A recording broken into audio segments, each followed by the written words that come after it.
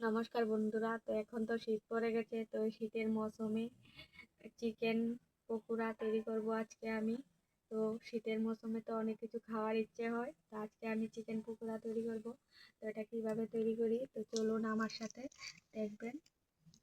তো এটিকে ছোট ছোট করে কেটে নেব, কেটে নিয়ে তারপর সিদ্ধ করব। সিদ্ধ করে তো আপনাদের দেখাবো কি কি এটার মধ্যে দিই।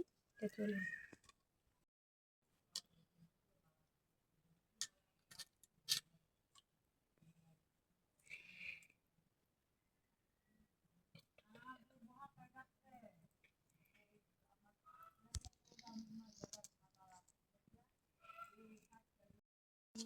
আমার কাটা শেষ, তো এখন এদিকে সিদ্ধ করুন।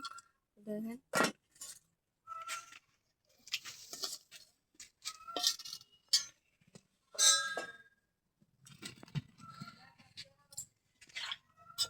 তো এদিকে একটু সিদ্ধ করে নিই।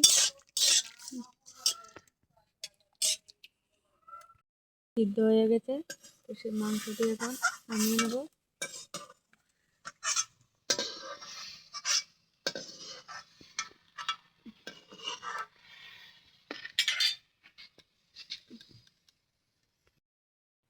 আলু সিদ্ধ করে নিয়েছি, তো বাঁধাকপিও কিছু দিলাম সিদ্ধ।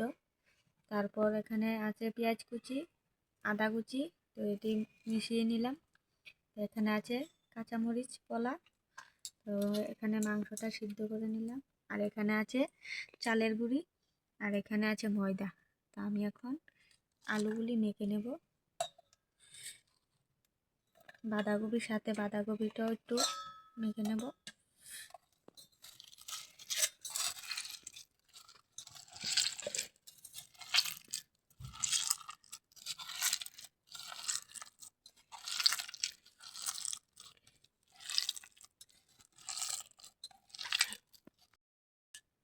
তো বন্ধুরা, এখন আমি চালের গুঁড়িটা দিয়ে দেব এটার মধ্যে। তারপর তো ময়দাটা এখন দিয়ে দেবো এটার মধ্যে।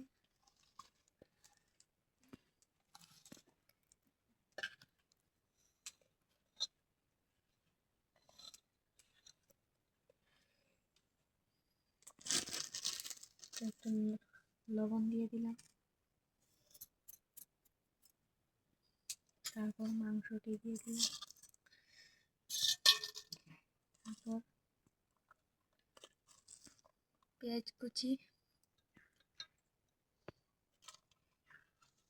কাঁচা লঙ্কা, তো কাঁচা লঙ্কা দিয়ে দিলাম।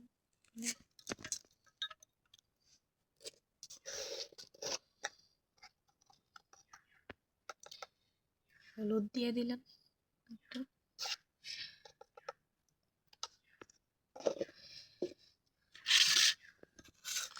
এটাকে আমি এখন মেখে নেব।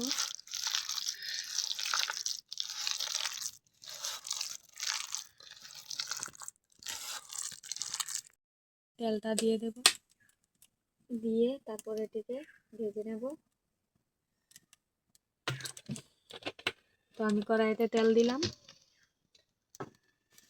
তেলটা একটু গরম হয়ে যায়।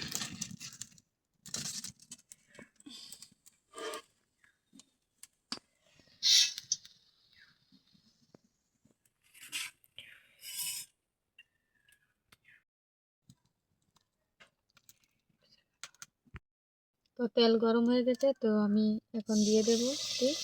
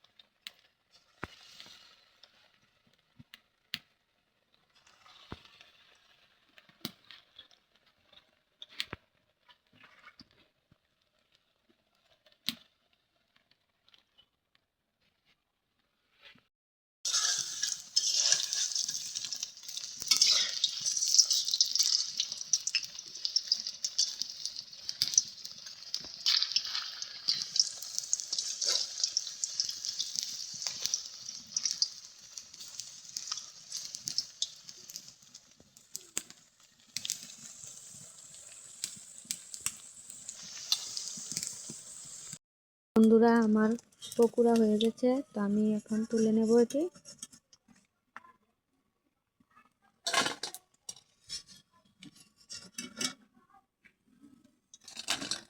তো একটু তুলে নিলাম, তা আবার দিয়ে দেব একটু। অল্প অল্প করে তোমরা ভেজে নিও, তো সুন্দর হবে ভাজাটা।